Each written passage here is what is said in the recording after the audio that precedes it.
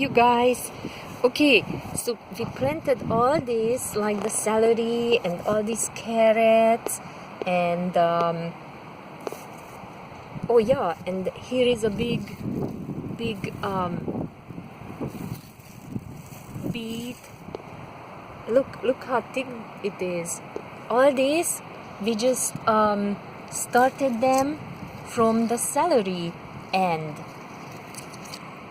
and stuck it in the dirt like this, and then it starts growing, and then it starts getting to be this big, and the carrots too.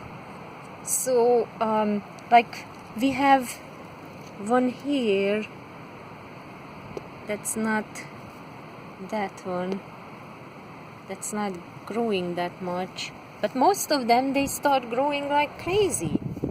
So I'm gonna have to, and we started even the green onions from the bottom of the onion too, and there is some, oh yeah, there is one of the onions that's starting to come out just from the big onions that we buy at the market, and I cut it off like this much, like an inch or inch and a half or something, where the roots are coming out. Oh yeah, and then we have the little beets, new beets are growing too.